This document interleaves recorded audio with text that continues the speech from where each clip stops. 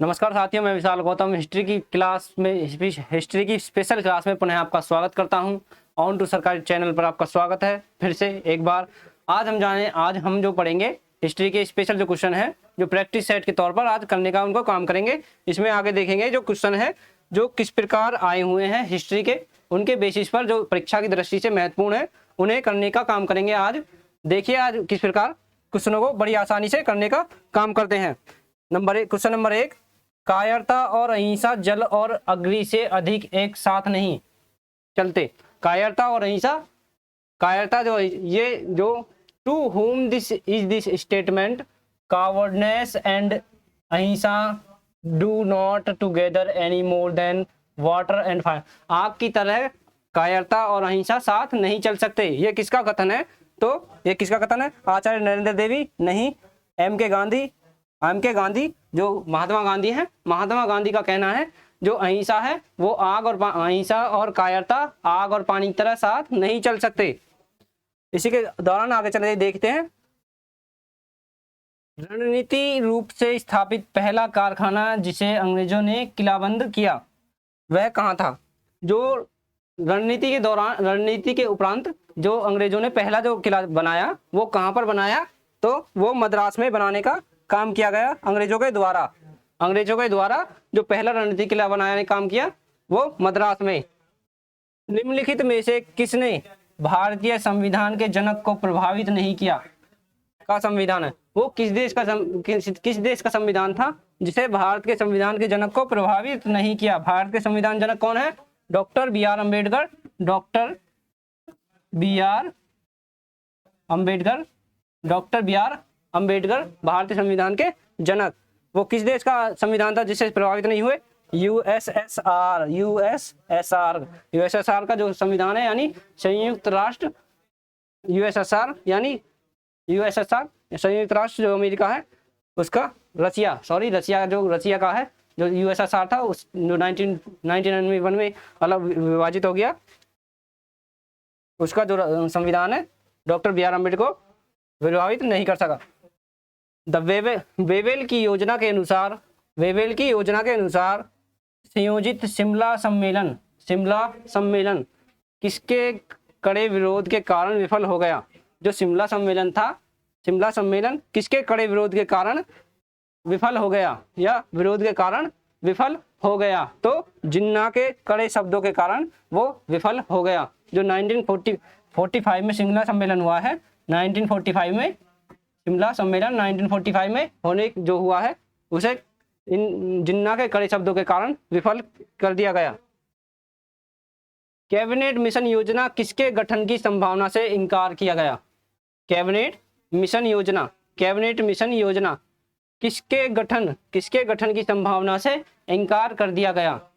जो cabinet mission योजना था 1946 वो किसकी संभावना से इनकार कर दिया गया? पाकिस्तान की गठन की संभावना से इनकार कर दिया गया। जो कैबिनेट मिशन आया था उसमें कहा गया था कि भारत और पाकिस्तान के दो हिस्सों में विभाजित कर दिया जाएगा। तो इसी की संभावना की वजह से कि भारत को पाकिस्तान का हिस्सा रहने दिया जाएगा, इसी की संभावना से इसे इनकार कर दिया गया कैबिनेट मिशन को। वेवेल की योजना के अनुसार बाहरी मामलों के अधीन होंगे। वो कौन से मामले हैं जो वेवेल की योजना के अनुसार बाहरी मामले के अनुसार बाहर होंगे? तो कौन से वो होंगे? कार्यकारी परिषद का एक भारतीय सदस्य है, कार्यकारी परिषद का एक बाहरी सदस्य जो के अधीन होगा, बाहरी मामलों के अधीन होने का काम करेगा। वेवेल की योजना की घोषणा किस वर्ष की गई? वेवेल की योजना की घोषणा किस वर्ष की गई? तो वेवेल की योजना की घोषणा 1945 में जो घोषणा की गई। अगस्त प्रस्ताव के अनुसार भारत के लिए ब्रिटिश उद्देश्य था। अगस्त प्रस्ताव के लिए भारत के लिए उद्देशित था, जो ब्रिटिशों का उद्देश्य था कि अगस्त प्रस्ताव लाया जाए, जो अगस्त 1940 में लाया गया अगस्त प्रस्ताव, जिसके अनुसार जो अंग्रेज थे वो चाहते थे कि भारत को एक डोमिनियन स्टेट घोषित करना। डोमिनियन स्टेट यानी कि उसमें सारी चीजें सारी चीजें भारत संभालेंगे, लेकिन जो जो उसका कार्यकारी अध्यक्ष होगा वो ब्रिटेन होगा। जो सत्ता के स्वामित्व होंगे वो ब्रिटेन के राजा होंगे, ब्रिटेन के जो होंगे। इसमें क्या गया अगस्त प्रस्ताव में, डोमिनियन स्टेट का दर्जा देने की बात की गई, डोमिनियन स्टेट की दर्जा देने की बात की गई। 1919 के अधीन के अनुसार, 1919 अधिनियम के अनुसार भारतीय परिषद न्यूनतम 8 और अधिकतम सदस्य होंगे। जो 1919 का अधिनियम था उसके अनुसार जो भारत में कितने सदस्य हो, कम से कम तो 8 होने चाहिए और ज़्यादा से ज़्यादा 12 सदस्य होने की बात की गई। 1919 के अधिनियम के दौरान, 1919 के अधिनियम के दौरान 12 अधिकतम सदस्यों की बात की गई। भारतीय सिविल सेवा परीक्षा, भारतीय सिविल सेवा परीक्षा जिसे हम यूपीएससी या आईएएस वाली परीक्षा या सिविल सर्विस कहते हैं, सिविल सेवा परीक्षा के अधिनियम द्वारा सभी को खुला रखा गया।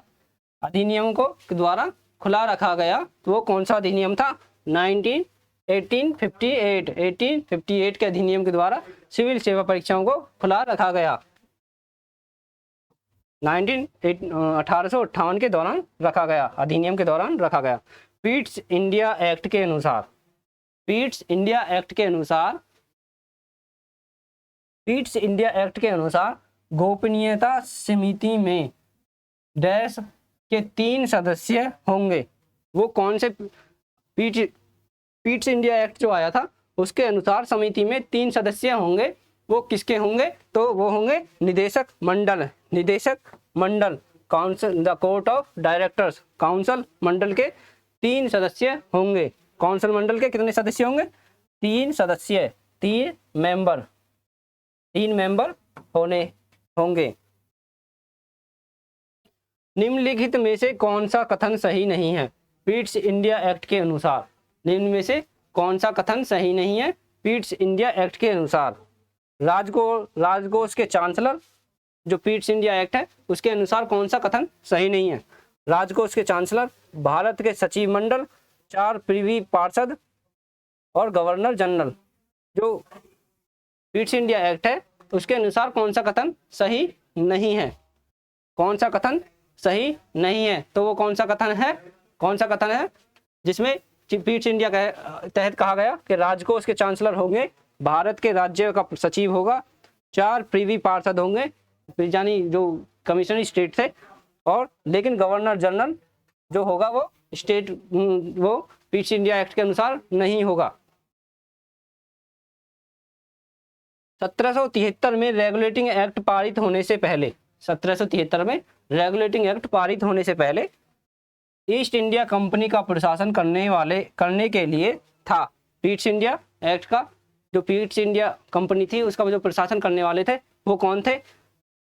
कौन थे? वो 24 जो सदस्य थे, एक समिति थी जिनमें एक कमिश्नरी स्टेट हुआ करता था, जिनकी संख्या 24 थी। रेगुलेटिंग एक्ट 1773 के दौरान एक उच्च न्यायालय की स्थापना की गई, उच्च न्यायालय की स्थापना की गई। उसे आप बताने का काम करेंगे वो उच्च न्यायालय कहाँ पर बना, जिसके प्रथम न्यायाधीश एलिजा इम्पे थे।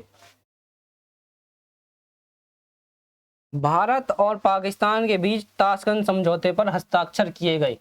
भारत और पाकिस्तान के बीच ताशकंद समझौते पर हस्ताक्षर किए गए। तो वो कब किए गए? 1966 में। इसी के दौरान एक प्रधानमंत्री की मृत्यु हुई जो ताशकंद समझौते से वापसी आ रहे थे, जिनकी प्लेन दुर्घटना में मृत्यु हो गई। प्लेन दुर्घटना में मृत्यु हो गई। तो कौन थे वे? लाल बहादुर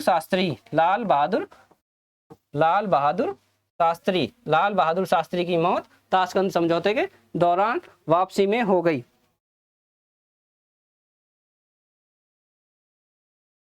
चीन ने वर्ष डैश में भारतीय सीमा पर आक्रमण किया। चीन ने भारतीय सीमा पर आक्रमण कब किया? तो चीन ने भारतीय सीमा पर आक्रमण 1962 में किया। चीन ने भारतीय सीमा पर आक्रमण 1962 में किया।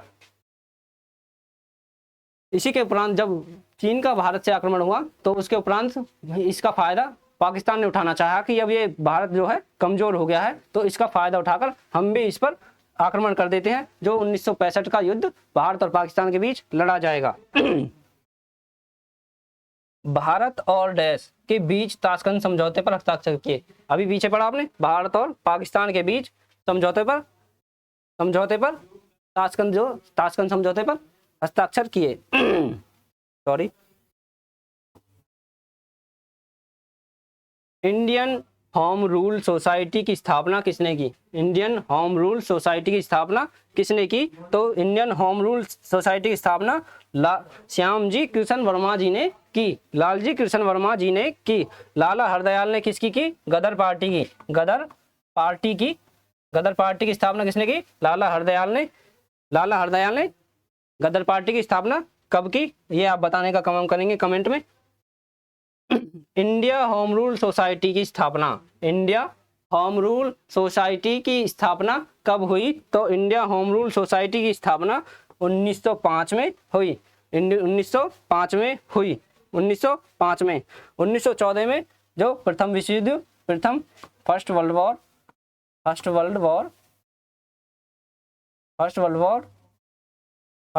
स्टार्ट कब हुआ? 1914 में। 1914 में फर्स्ट वर्ल्ड वॉर स्टार्ट हुआ, जो 1918 तक चलेगा। 1914 और 1918 के बीच कौन सा महान युद्ध लड़ा गया? 1914 और 1918 के बीच कौन सा युद्ध लड़ा गया? तो कौन सा युद्ध लड़ा गया? प्रथम विश्व युद्ध, फर्स्ट वर्ल्ड वॉर जो लड़ा गया वो 14 से 18 के बीच लड़ा गया। पहला विश्व युद्ध। दूसरा विश्व युद्ध जो 1939 से 45 के बीच, प्लासी का युद्ध 1757, और इसी के उपरांत जो पहला वर्ल्ड वॉर है 14 से 18 के बीच लड़ा गया। 14 से 18 के बीच लड़ा गया। 1957 के विद्रोह ने भारत के सम्राट के रूप में किसे विराजित किया? जो 1957 का विद्रोह स्टार्ट हुआ तो उसमें जो विद्रोह का जो नेता या सम्राट कौन था? तो वो था बहादुर शाह जफर। जो जब क्रांति की काम करना, जो 1857 की क्रांति स्टार्ट हुई तो उसमें सबने बहादुर शाह जफर को उसका नेता या नायक घोषित किया, जो जिन्हें सम्राट के रूप में विराजित किया। बहादुर शाह जफर जो मुगल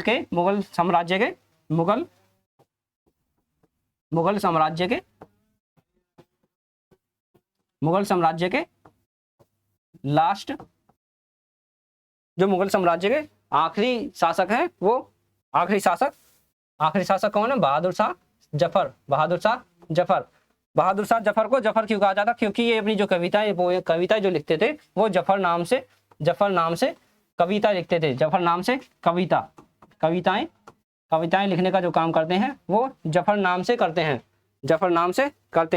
झांसी की रानी है, जो 1857 के दौरान हुई क्रांति में झांसी की रानी के द्वारा लड़ा गया, जिसका इनका विरोध करने के लिए हीरोज नामक अंग्रेज था, जो उसको दबाने के लिए हीरोज नामक अंग्रेज ने इनके जो क्रांति को दबाने का काम किया। 1900 सहायक गठबंधन प्रणाली के उपयोग किसने तैयार की और सिद्ध किया था? जो सहायक गठबंधन प्रणाली थी वो किसके द्वारा प्रणाली उपयोग में तैयार की? तो वो किसके द्वारा? लॉर्ड वेले जली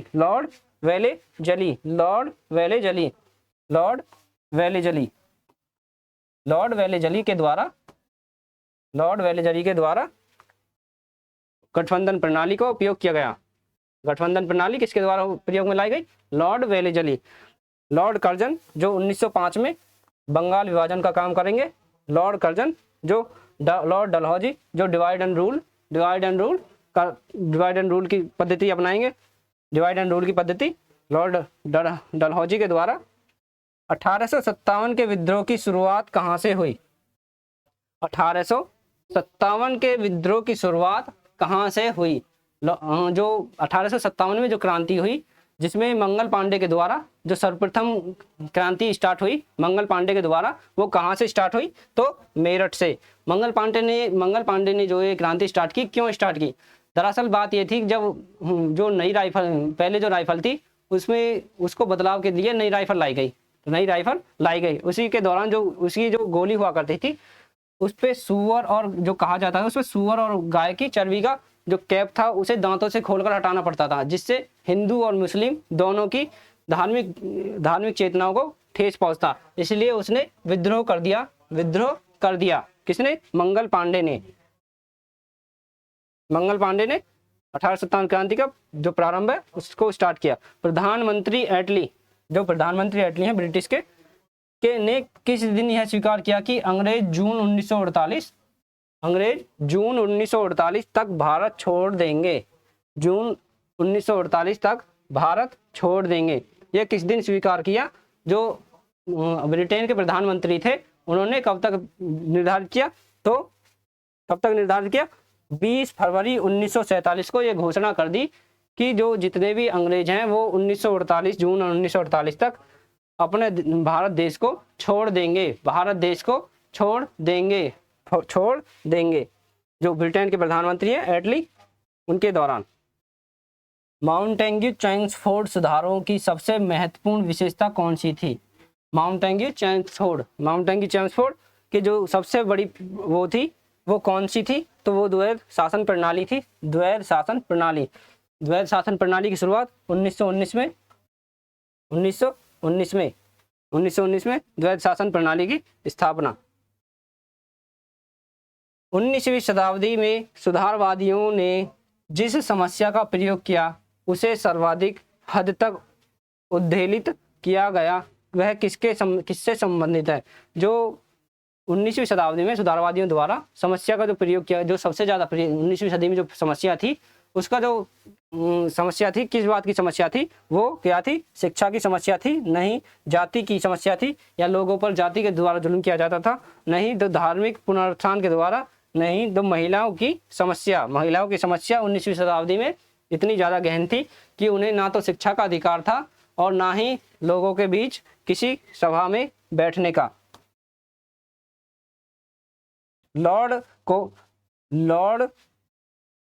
Lord is regarded to have been the father of local self-government in India. Lord को भारत में स्थानीय स्वशासन का जनक माना जाता है। किस लॉर्ड को भारतीय स्वशासन में स्वशासन का जनक माना जाता है? कौन से वे लॉर्ड हैं? कौन सा वो वर्सराय है? तो लॉर्ड रिपिन को स्थानीय स्वशासन का जनक माना जाता है। लॉर्ड रिपिन को स्थानीय स्वशासन का जनक माना। भारतीय राष्ट्रीय कांग्रेस का गठन भगवान के ज्ञान और अनुमोदन से किया गया था। भगवान के ज्ञान और अनुमोदन से किया गया था। यह किसका कहना था? तो वेलेजली लॉर्ड डफरिन का कहना था कि भारत में जो कांग्रेस का गठन हुआ है वो भगवान के ज्ञान और अनुमोदन से, यानी उनकी इच्छा से हुआ है। अनुमोदन यानी उनकी इच्छा से हुआ है। तो ये किसका कहना है? लॉर्ड डफरिन का कहना है। द्वितीय गोलमेज सम्मेलन में कांग्रेस के एकमात्र प्रतिनिधि था, जो कांग्रेस का एकमात्र प्रतिनिधि था वो कौन था जो द्वितीय गोलमेज सम्मेलन में गया? तो कौन गया? महात्मा गांधी द्वितीय गोलमेज सम्मेलन में गए। लेकिन ये प्रथम गोलमेज सम्मेलन में नहीं गए। ऐसा कौन सा व्यक्ति था जो तीनों गोलमेज सम्मेलन में गया? तो वो कौन था? डॉक्टर BR अम्बेडकर, जो तीनों गोलमेज सम्मेलन में जाने का काम करेंगे। बंगाल में कॉर्नवालिस द्वारा शुरू की गई स्थायी बंदोबस्त के रूप में जाना जाता है। बंगाल में स्थायी बंदोबस्त के रूप में जाना जाता है, वो क्या है? तो किसको स्थायी रूप के जो शुरू की गई स्थायी बंदोबस्त के रूप में जाना जाता है? तो क्या है? जमींदारी व्यवस्था। जो जमींदारी व्यवस्था है वो कॉर्नवालिस के द्वारा स्थायी बंदोबस्त के रूप में जानी जाती है। अपने प्रशासन में पश्चिमी तरीकों को लागू करने वाला पहला शासक। पश्चिमी तरीकों को यानी जो पश्चिमी साइड के देश हैं उनके तरीकों को लागू करने वाला जो पहला सुल्तान था या पहला शासक था वो कौन था? तो टीपू सुल्तान के द्वारा पश्चिमी तरीकों को लागू करने वाला पहला शासक बना। टीपू सुल्तान पहला शासक बना। टीपू सुल्तान की राजधानी जहाँ जहाँ 1799 में चौथा एंग्लो मैसूर युद्ध लड़ते हुए उसकी मृत्यु हो गई, वो कौन था? तो टीपू सुल्तान की राजधानी कहाँ थी? जो 1799 चौथा मैसूर जो एंग्लो मैसूर युद्ध है, चौथा एंग्लो मैसूर युद्ध है, उसको लड़ते हुए उसकी मृत्यु हो गई। तो वो कौन सा था? श्रीरंगपट्टनम, श्रीरंगपट्टनम, श्रीरंगपट्टनम, श्रीरंगपट्टनम में उसकी मृत्यु हो गई। किसकी मृत्यु हो गई? टीपू सुल्तान की। भारत के राज्यपाल के रूप में पहली बार किसे नामित किया गया? भारत के राज्यपाल के रूप में सबसे पहले किसे, जो भारत का पहला वायसराय बनेगा, पहला राज्यपाल बनेगा, उसे किसे किसे घोषित किया गया? तो वॉरेन हेस्टिंग्स को पहला वायसराय या राज्यपाल के रूप में घोषित किया जाएगा। भारत में ब्रिटिश सर्वोपरि स्थापित करने के लिए लॉर्ड वेलेजली का मास्टर स्ट्रोक क्या था? लॉर्ड वेलेजली का मास्टर स्ट्रोक क्या था? लॉर्ड वेलेजली का मास्टर स्ट्रोक क्या था? तो वो था सहायक गठबंधन, सहायक गठबंधन लॉर्ड वेलेजली का मास्टर स्ट्रोक था। लॉर्ड गठबंधन, सहायक गठबंधन जो इसका मास्टर स्ट्रोक था। अवध का वह नवाब जिसने अपनी राजधानी को फैजाबाद से लखनऊ स्थापित किया। ऐसा कौन सा जो नवाब था जो जिसने अपनी राजधानी फैजाबाद से लखनऊ स्थानांतरित करी? तो वो कौन था? कौन सा राजा था? कौन सा वो था? तो असाफ उद्दौला जो थे, असाफ उद्दौला। अवध का वह नवाब है असाफ उद्दौला, जो असाफ उद्दौला है, उन्होंने अपनी फैजाबाद से राजधानी लखनऊ स्थानांतरित की। अवध और लखनऊ में 1857 के विद्रोह का नेतृत्व किसके द्वारा किया गया? 1857 का जो विद्रोह है उसको किसने किया? तो उसका नेतृत्व किसने किया? बेगम हजरत महल के द्वारा 1857 की क्रांति का नेतृत्व किया गया। कहाँ से? लखनऊ से। जो अवध और लखनऊ से बेगम हजरत महल ने किया। महारानी विक्टोरिया की प्रसिद्ध उद्घोषणा, जो महारानी विक्टोरिया थी, विक्टोरिया जो ब्रिटेन की महारानी है, प्रसिद्ध उद्घोषणा, ईस्ट इंडिया कंपनी को क्राउन का अधिकार दिया जाएगा, क्राउन को हस्तांतरित कर लिया जाएगा। तो कहाँ पर किया गया? कहाँ से किया गया? जो महारानी विक्टोरिया है वो कहाँ से कहना करेंगी? तो इलाहाबाद के एक पार्क में, वहाँ पर एक घोषणा पत्र पढ़ा जाएगा जिसमें कहा जाएगा कि जो महारानी विक्टोरिया है, जो ईस्ट इंडिया कंपनी है, आज से वो क्राउन के हाथों अधिकार करेगा, क्राउन उसका अधिकार करेगा, हस्तांतरित करने का काम करेगा।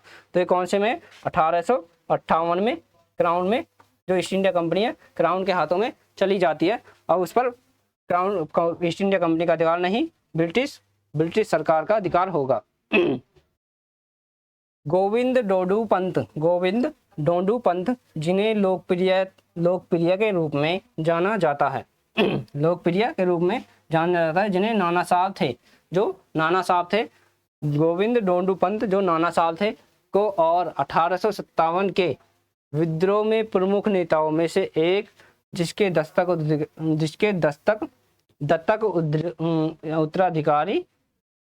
उत्तराधिकारी कौन थे? तो गोविंद डोंडू पंत के उत्तराधिकारी कौन थे? वो उत्तराधिकारी पेशवा बाजीराव द्वितीय कौन थे? नाना साहब के उत्तराधिकारी थे। प्रसिद्ध मेहरौली स्तंभ शिलालेख किसकी विजय का वर्णन करता है? प्रसिद्ध शिलालेख विजय स्तंभ का वर्णन करता है। किसकी विजय का स्तंभ वर्णन करता है? तो चंद्रगुप्त द्वितीय। अशोक के द्वारा कितने स्तंभ लगाए गए? तो 7। अशोक के द्वारा कितने स्तंभ लगाए गए? चंद्रगुप्त मौर्य जो मौर्य वंश की स्थापना करेगा, मौर्य वंश की स्थापना जो चाणक्य के साथ मिलकर मौर्य वंश की स्थापना करेगा, मौर्य वंश की स्थापना करने का काम करेगा।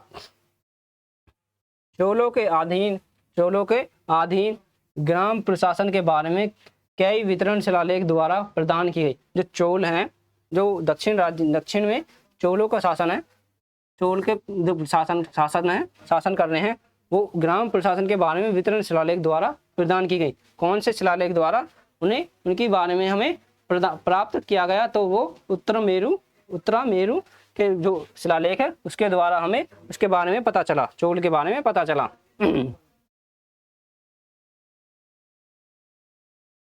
राजपूतों द्वारा आज भी वीरता और साहस का प्रतिमान के रूप में किसे याद किया जाता है? जो राजपूतों के वीरता और साहस के रूप में किसे याद किया जाता है? तो वो थे पृथ्वीराज चौहान थे, जिनको साहस के और प्रतिमान के रूप में याद किया जाता है। जो पृथ्वीराज चौहान थे वो किसका वध करते हैं? मोहम्मद गौरी का वध करते हैं। जो प्रथम तराई युद्ध है, प्रथम 1991 में पृथ्वीराज चौहान और मोहम्मद गौरी के बीच लड़ा गया। जयचंद कौन है? जयचंद पृथ्वीराज जिनकी पुत्री से विवाह करता है या उन्हें जबरदस्ती उठाकर लाता है, वो जयचंद की पुत्री संगीता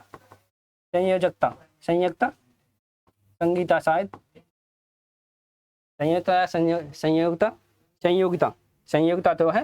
पृथ्वीराज चौहान जयचंद की पुत्री को उठा लाता है, जिससे जयचंद मोहम्मद गौरी के साथ मिलकर पृथ्वीराज चौहान पर आक्रमण कर देता है, जिसमें तराइन के द्वितीय युद्ध में मोहम्मद गौरी की मृत्यु हो जाती है। राज्य के खर्च पर हज का तीर्थ यात्रा आयोजन करने वाला पहला शासक कौन था? राज्य के खर्च पर, जो राज्य में जो खर्च होगा उसके आयोजन करने वाला पहला शासक कौन था? हज की तीर्थ यात्रा देने वाला, तो वो कौन था? अकबर ने हज की तीर्थ यात्रा का आयोजन राज्य के खर्च पर किया। नीतिवक मित्र राजनीति पर सूत्र अमृत। नीतिवक मित्र जो है राजनीति पर सूत्र का अमृत 10वीं शताब्दी के एक जैन लेखक के द्वारा लिखी गई, उसका नाम क्या है? जो नीतिवाक मित्र है वो किसके द्वारा लिखी गई? तो वो शुक्रा के द्वारा लिखी गई, जो एक जैन लेखक हैं, शुक्रा के द्वारा लिखी गई। जफरनामा निम्नलिखित में से किस सिख गुरु द्वारा मुगल सम्राट को लिखा गया? जफरनामा जो है वो किसके द्वारा, कौन से गुरु थे, किस गुरु के द्वारा मुगल सम्राट को लिखा गया? तो कौन से थे? गुरु गोविंद सिंह के द्वारा जफरनामा लिखा गया। अपने संदेश के प्रचार प्रसार के लिए हिंदी का प्रयोग करने वाला प्रथम भक्ति संत कौन थे? अपने प्रचार प्रसार के लिए हिंदी का प्रयोग करने वाले प्रथम शख्स कौन थे या कौन थे वो? तो वो कौन थे? गुरु रामानंद थे। गुरु रामानंद ने अपने प्रचार के लिए हिंदी का प्रयोग किया, अपने प्रचार प्रसार के लिए अपने संदेशों में हिंदी का प्रयोग किया। किसने? रामानंद ने। रामानंद कौन थे? गुरु कबीरदास के गुरु कबीरदास हैं उनके गुरु होने का काम करेंगे गुरु रामानंद। काव्य अभिव्यक्तियों के माध्यम के रूप में उर्दू का प्रयोग करने वाला पहला लेखक कौन था? काव्य अभिलेखों के माध्यम से उर्दू का प्रयोग करने वाला पहला लेखक कौन था? तो वो कौन था? पहला जो लेखक था अमीर खुसरो के द्वारा, पहला जो अमीर खुसरो हैं उर्दू का प्रयोग करने वाले पहले लेखक, जिन्हें तोताए हिंद भी कहा जाता है। तोताए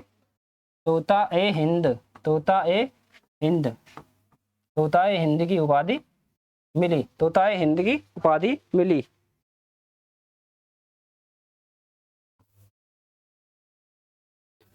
बलवन अपनी शक्तियों को मजबूत करने के बाद ही भव्य उपाधि धारण करता है। जो भव्य उपाधि धारण करता है वो कौन सी उपाधि है? जो बलवन अपनी शक्तियों को मजबूत करने के बाद, जिसने दल चालीसा को विनाश करने के बाद बलवन ने कौन सी उपाधि को धारण किया? तो वो कौन सी थी? जिला ए इलाही, यानी भगवान का दूत या फिर अल्लाह का दूत। जिला ए इलाही। बलवंत ने अपनी शक्तियों को मजबूत करने के बाद, जो बलवंत था उसने ही सजदा और पैबोस की पद्धति भी स्टार्ट की। बलवंत ने सजदा और पैबोस, सजदा और पैबोस, पैबोस की उपाधि, पैबोस की पद्धति स्टार्ट की। इसने ही नवरोज त्योहार में शामिल होने का काम किया। प्रेम बिहारी कृष्ण के जीवन पर कविता, प्रेम बिहारी कृष्ण के जीवन पर कविता, कृष्ण के जीवन पर कविता किसके द्वारा रची गई? कृष्ण की जो रचिता है, कृष्ण के जीवन पर जो कविताएं रची हैं वो किसने रखी है? रसखान ने कृष्ण के जीवन पे जो प्रेम वाटिका है वो किसने रखी है? रसखान ने रखी है, रसखान के द्वारा लिखी गई है। कहा जाता है कि 8 दिल्ली सुल्तानों के शासनकाल को देखने वाला एकमात्र लेखक कौन था? एकमात्र जो था वो कौन था जिसने 8 दरबारों को देखा? दिल्ली सुल्तान के 8 दरबारों को देखा, तो वो कौन था? अमीर खुसरो ने 8 दरबारों को देखा, 8 दरबारों को देखा। भारत में नौरोज एक प्रसिद्ध फारसी त्योहार है। नौरोज एक प्रसिद्ध फारसी त्योहार की शुरुआत किसने की? अभी पीछे पड़ा, बलवंत ने नवरोज जो प्रसिद्ध त्योहार है उसकी शुरुआत की। नवरोज की त्योहार की शुरुआत किसने की? बलवंत ने।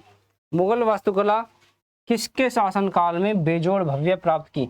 बेजोड़ भव्यता प्राप्त की, तो किसके शासनकाल में बेजोड़ भव्यता प्राप्त की? तो शाहजहां के शासनकाल में बेजोड़ भव्यता प्राप्त की, बेजोड़ भव्यता प्राप्त की शाहजहां के काल में। बेजोड़ भव्यता यानी वास्तुकला यानी इमारत, जैसे कि ताजमहल वास्तुकला का एक प्रसिद्ध उदाहरण है। ताजमहल एक प्रसिद्ध उदाहरण है इसका वास्तुकला का।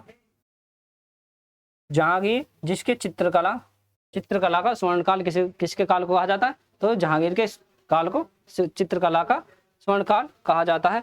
बाबर यानी जो जिन्होंने मुगल वंश की नींव धरी, मुगल काल की नींव धरी। भारत फारसी शैली की वास्तुकला किसके शासनकाल में सर्वोच्च सुंदरता प्राप्त कर चुकी थी? जो भारत और फारसी शैली की जो कला है वो किसके शासनकाल में सर्वोच्च पर थी? तो वो किसके शासनकाल में है? शाहजहां के शासनकाल में। शैली जो वास्तुकला यानी इमारतों का जो सुंदरीकरण है वो किसके शाहजहां के काल में हुआ है। औरंगजेब ने जिस पत्थर की रेलिंग को हटाने में आदेश दिया वह केशव राय मंदिर की को भेंट थी। वह पत्थर जो था औरंगजेब ने जिस पत्थर को रेलिंग को हटाने को आदेश दिया वो केशव राय मंदिर में को भेंट की थी। वो किसने भेंट की थी? जो एक रेलिंग थी जो दारा सिकों के द्वारा केशव राय मंदिर को एक रोलिंग भेंट की थी, वो पत्थर की रोलिंग भेंट की थी, उसे औरंगजेब ने हटवाने का काम किया। वो किसके द्वारा भेंट की गई? दारा सिकों के द्वारा भेंट की गई। दारा सिकों के द्वारा भेंट की। 1526 में बाबर ने भारत पर आक्रमण किया। हुमायूं किसके राज्यपाल था? जब उस टाइम पर जब बाबर ने आक्रमण किया तो बाबर ने जो आक्रमण किया वो किसका राज्यपाल था? तो वो किसका राज्यपाल था? जब 1526 में बाबर के द्वारा जब वो किया गया तो वो कहाँ का था? बदख्शां का राज्यपाल था। बदख्शां का राज्यपाल कौन था? हुमायूं बदख्शां का राज्यपाल था। बाबर और राणा सांगा के बीच लड़ी गई लड़ाई थी। बाबर और राणा सांगा के बीच लड़ी गई जो लड़ाई थी वो कौन सी थी? खानवा की लड़ाई किसके बीच लड़ी गई? बाबर और राणा सांगा, जो 1526 में हुई। 1526 में बाबर और राणा सांगा के बीच हुई। शेरशाह के अधीन सबसे बड़ी प्रशासनिक इकाई का प्रशासन एक मुखिया के द्वारा किया जाता था, जिसका नाम था शेरशाह के जो अधीन थी, जो सबसे बड़ी प्रशासनिक इकाई थी वो क्या थी? शेरशाह के द्वारा जो सबसे बड़ी प्रशासनिक इकाई थी वो क्या थी? वो सिकदार सिकदार जो शेरशाह के अधीन थी, वो सबसे बड़ी प्रशासन की इकाई क्या थी उस टाइम पर, सिकदार थी। लेकिन अकबर के काल में क्या आ गए, मनसबदार, मनसबदार, जिसमें 7,000 मनसबदार या 10,000 मनसबदार के हिसाब से उनकी सबसे बड़ी पहचान की गई। शेरशाह द्वारा शुरू की गई राजस्व व्यवस्था, शेरशाह द्वारा राजस्व व्यवस्था, शेरशाह द्वारा क्या गया, राजस्व व्यवस्था स्टार्ट की गई, राजस्व व्यवस्था स्टार्ट की गई, जिसकी राजस्व व्यवस्था का प्रभावित किया, किसकी राजस्व व्यवस्था को प्रभावित किया, जो शेरशाह के द्वारा राजस्व व्यवस्था स्टार्ट की गई उसको किसके द्वारा प्रभावित किया गया, अकबर के द्वारा, अकबर के द्वारा प्रभावित किया गया। शेरशाह ने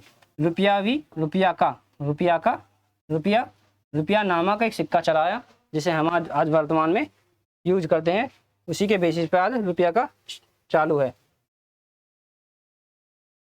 अकबर ने किसके गवर्नर अब्दुल्ला खां के विरोध को दबा दिया, अकबर ने किसके गवर्नर अब्दुल्ला खां के विरोध को दबाने का काम किया, तो कौन थे, मालवा का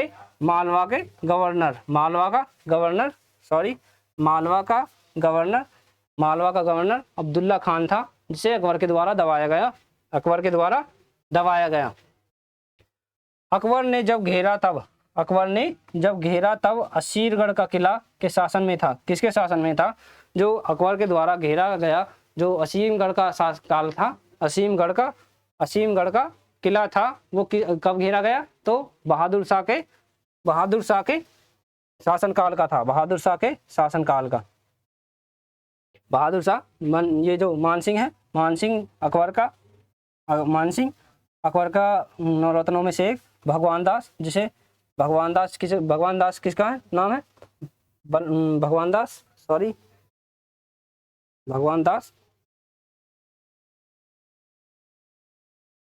दास या महेश दास, भगवान दास भी इसके नौरत्नों में से एक है, भगवान दास इसके नौरत्नों में से एक। अकबर ने हेमू से युद्ध किया, हेमू से युद्ध कहाँ पर किया, पंजाब में, जब उसका पहला राज्याभिषेक हुआ तब वो हेमू से युद्ध लड़ने के बाद उसका पहला राज्याभिषेक हुआ पंजाब में। जमीरिन की नीट को प्रोटोग्यूज वायसराय ने नष्ट कर दिया। वो कौन सा वायसराय था जिसने उसके नीट की प्रोटोग्यूज को वायसराय के द्वारा नष्ट कर दिया गया, जो जमीरिन था, जमीरिन वास्को डी गामा के साथ जो था, उसकी जो नीट की प्रोटोग्यूज थी वो किसके द्वारा, जमीरिन की जो प्रोटोग्यूज थी वो किसके द्वारा, वायसराय के द्वारा नष्ट कर दी गई, तो किसके द्वारा नष्ट कर दी गई, डी अल्मीडा के द्वारा, जो डी अल्मीडा जो जल का सेनापति था, जल सेनापति डी अल्मीडा के द्वारा कर दी गई। गुरु अर्जुन की हत्या करने वाला मुगल सम्राट था, गुरु अर्जुन की हत्या करने वाला मुगल सम्राट था, तो वो कौन था, जहांगीर जो जहांगीर था, वो मुगल सम्राट जो जहांगीर था, उसने गुरु अर्जुन की हत्या कर दी गई, गुरु अर्जुन की हत्या कर दी।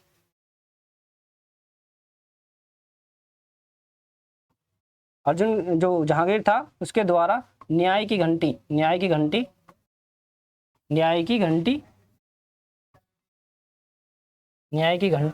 किसके द्वारा लगवाई गई, तो जहांगीर के द्वारा, न्याय की घंटी किसके द्वारा लगाई, जहांगीर के द्वारा लगवाने का काम किया गया, जिनके द्वारा लोग उसे बजाकर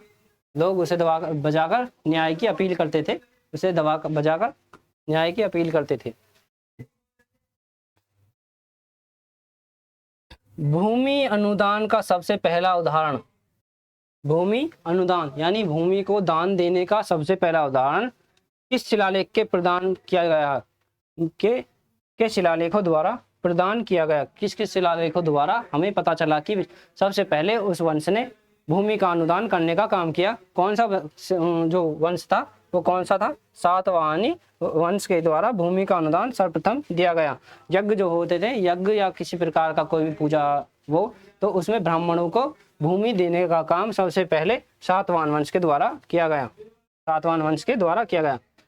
मुगल सम्राट द्वारा अंग्रेजों का कप्तान हॉकिंस का स्वागत, मुगल कप्तान जो थे हॉकिंस, उसका जो स्वागत किसके द्वारा किया गया, किस मुगल सम्राट के द्वारा हॉकिंस का स्वागत किया गया, तो किस मुगल सम्राट के द्वारा स्वागत किया गया? तो जहांगीर के द्वारा उसका स्वागत किया गया। जहांगीर के द्वारा स्वागत किया गया। मुगलों ने किस नीति का पालन करके पठानों को पराजित किया? मुगलों ने किस नीति का पालन करके जो पठानों को पराजित किया?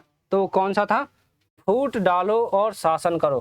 फूट डालो और शासन करो। डिवाइड एंड रूल किसका था? तो आप बताएंगे डिवाइड एंड रूल किसका था? मुगलों के द्वारा जो नीति थी वो पठानों को पराजित किया, इसके द्वारा फूट डालो और शासन करो, डिवाइड एंड रूल के दौरान किया गया। राज्य हड़प नीति किसकी थी? डलहौजी की। राज्य हड़प नीति किसकी थी? डलहौजी की। निम्नलिखित of the following son of Aurangzeb who rebelled against Aurangzeb. पुत्रों या औरंगजेब में किसके औरंगजेब के विरुद्ध विद्रोह किया? तो कौन से थे? जो औरंगजेब के पुत्रों ने उसका वो किया, तो कौन सा था? विद्रोह किया। और अकबर के द्वारा जो औरंगजेब के विरुद्ध थे पुत्रों का विद्रोह किया गया। शिवाजी के साथ युद्ध करने वाला मजल खां का शासक था। मजल खां कहाँ का शासक था? जिसने शिवाजी के साथ युद्ध किया, जो मजल खां था वो बीजापुर का शासक था। मजल खां जो था वो बीजापुर का शासक था, जिसने शिवाजी के साथ युद्ध किया। औरंगजेब अपने चाचा, औरंगजेब के जो चाचा हैं शाइस्ता खां को किसके राज्यपाल के रूप में नियुक्त किया?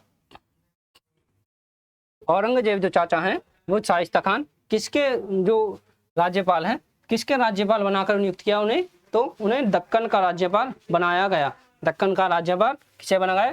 चाचा शाइस्ता खां, यानी अकबर जो चाचा हैं शाइस्ता खां, उनको राज्यपाल बनाने का काम किया। किसने? औरंगजेब ने शाइस्ता खां को दक्कन का राज्यपाल बनाया। शाइस्ता खां 3 उंगली खोकर भी भाग निकला।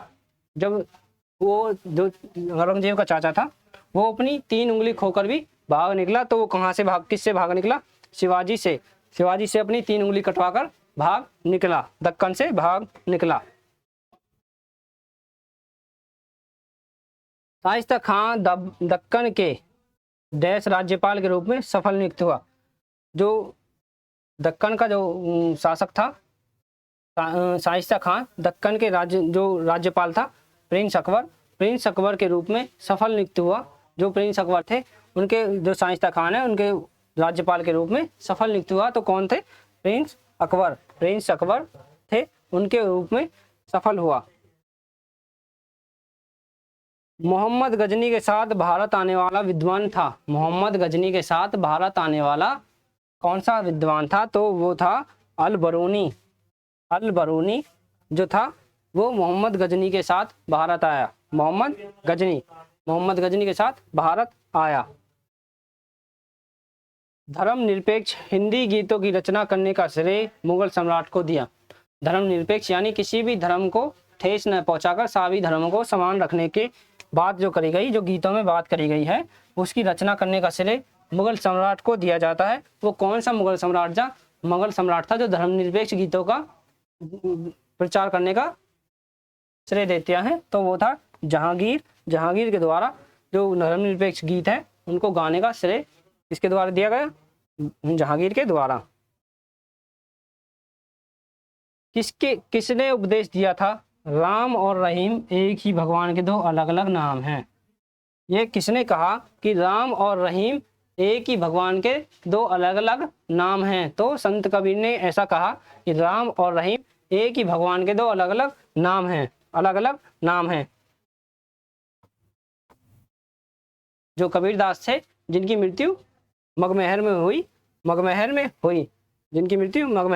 लोगों का कहना था कि जो लोग काशी में मरते हैं वो स्वर्ग सिधारते हैं, लेकिन कबीरदास ने अपने आखिरी वक्त मगमहर में बिताए। मगमहर जिन्हें कहते हैं कि वो मगमहर में जो मरता है वो नरक में जाता है, इसलिए उन्होंने मगमहर में अपना आखिरी वक्त बिताने का काम किया।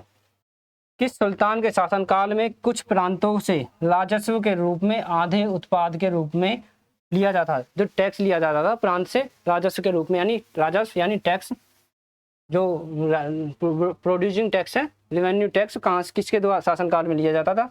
तो किस सुल्तान के शासनकाल में प्रांतों से राजस्व रूप में टैक्स लिया जाता था? वो किसके काल में था? अलाउद्दीन अलाउद्दीन की काल में। अलाउद्दीन खिलजी जिसने बहुत से निर्माण किए, जिनमें से एक हौज ए खास, हौज ए खास जो दिल्ली में है, दिल्ली इसने घोड़े दागने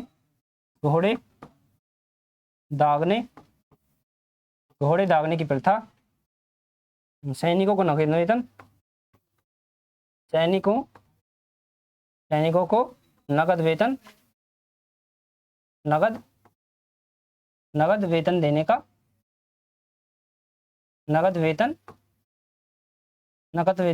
का काम किया। किसने किया? अलाउद्दीन खिलजी। हौज ए खास किसके द्वारा बनाई गई? अलाउद्दीन खिलजी के द्वारा। अलाउद्दीन खिलजी जिसने जो पद्मावती रानी के पीछे आक्रमण करता है, अलाउद्दीन खिलजी। किस मुगल शासक के शासनकाल को मध्यकालीन कला का वास्तुकला का शासनकाल का स्वर्ण युग बताया है?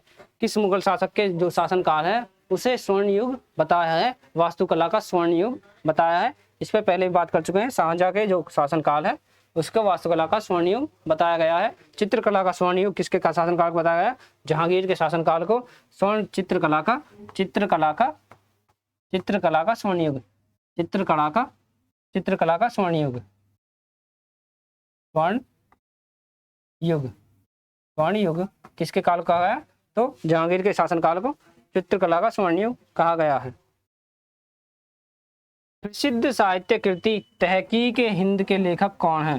प्रसिद्ध सहायक जो कृति है तहकीक हिंद किसकी कृति है? तो वो किसकी कृति है? अलबरूनी की कृति है। अलबरूनी की कृति कौन सी है?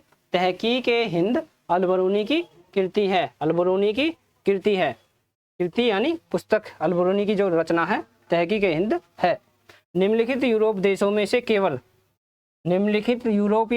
से केवल ने भारतीय व्यापारियों को केंद्र स्थापित करने का प्रयास नहीं किया। कौन से ऐसे थे यूरोपीय जिन्होंने भारत में व्यापारिक केंद्र स्थापित करने का काम नहीं किया? तो वो कौन थे? तो वो थे इटालियंस थे, जिनके द्वारा भारत में कोई व्यापारिक कंपनी स्थापित नहीं की, ब्रिटिशर के द्वारा हुई। और डच, फ्रांस ये सब भारत में आने का काम करते हैं और कंपनी बसाते हैं। उस धार्मिक व्यक्ति का नाम बताइए जो शिवाजी पर बहुत प्रभाव डाला। कौन से धार्मिक जो थे जिनके द्वारा शिवाजी पर बहुत प्रभाव डाला? जो धार्मिक गुरु थे उनके कौन थे? जो शिवाजी के धार्मिक गुरु थे वो कौन थे? तो वो कौन थे? गुरु रामदास जो थे शिवाजी के धार्मिक गुरु जो शिवाजी पर बहुत गहरा प्रभाव डालते हैं। धार्मिक गुरु रामदास। किसके शासनकाल में राजकीय धर्म के रूप में इस्लाम को समाप्त कर दिया गया? किसके शासनकाल में? जो किसका शासनकाल था वो जिसके रूप में इस्लाम को राजकीय धार्मिक के रूप में इस्लाम को समाप्त कर दिया गया? तो किसका शासनकाल था? जो किसका शासनकाल था धार्मिक रूप से इस्लाम को खत्म करने का काम किया? वो कौन था? तो अकबर के शासनकाल में राजकीय धार्मिक रूप से इस्लाम को समाप्त कर दिया है। जो राजकीय धर्म होगा वो इस्लाम धर्म नहीं होगा। ये किसके द्वारा? अकबर के द्वारा। उसने सभी धर्मों को समान रूप से देखा, उसके दौरान कोई धर्मनिरपेक्ष नहीं था, धर्मनिरपेक्ष था। अंग्रेजों को सूरत में अपना व्यापारिक केंद्र स्थापित करने की अनुमति मुगल बादशाह ने की। किस मुगल बादशाह ने सूरत में अपना व्यापारिक केंद्र बसाने की सूरत में अनुमति किसने दी? कौन से व्यापारिक केंद्र मुगल बादशाह ने अंग्रेजों को सूरत में अपनी कंपनी है उसको बसाने की काम की गई? तो वो कौन था? जहांगीर के द्वारा व्यापारिक केंद्र, जहांगीर के द्वारा क्या किया गया? अंग्रेजों को सूरत में अपनी कंपनी बसाने का अनुमति मिली। चित्तौड़ का शासक कौन था? चित्तौड़ का शासक कौन था जब अलाउद्दीन खिलजी 1303 ईस्वी में आक्रमण किया?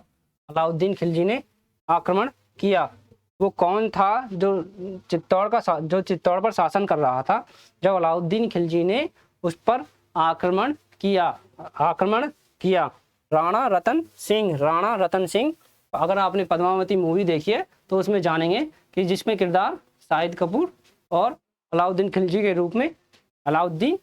के रूप में रणवीर सिंह हैं जो रानी पद्मावती, जिसमें मेन कैरेक्टर हैं रानी पद्मावती के दौरान ऊपर वो 1303 में चित्तौड़ पर आक्रमण कर देता है। अलाउद्दीन खिलजी के शासनकाल के मुख्य प्रमुख स्मारक अलाई दरवाजा, खाना मस्जिद में जामा मस्जिद का निर्माण कराया। अलाउद्दीन खिलजी के द्वारा वो कहाँ पर थी? वो दिल्ली में होने का काम करेगी। जो दिल्ली में जामा मस्जिद में निर्माण जो कराया है, अलाई दरवाजा और खाना मस्जिद का जो निर्माण कराया है वो दिल्ली में कराया है। किसने कराया? अलाउद्दीन खिलजी के द्वारा निर्माण कराने का काम किया गया है। फतेहपुर सीकरी जो अकबर के द्वारा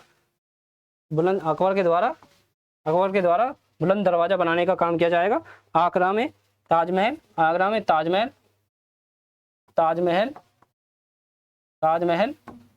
व लाल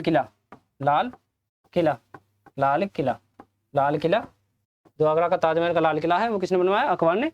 लाल किला किसने बनवाया? अकबर ने। ताजमहल शाहजहां ने बनाने का काम किया। आज के लिए बस इतना ही, धन्यवाद। फिर से मिलते हैं नई क्लास में बेहतरीन तरीके से पढ़ने के लिए। उम्मीद है आपको ये क्लास पसंद आई होगी। शुक्रिया।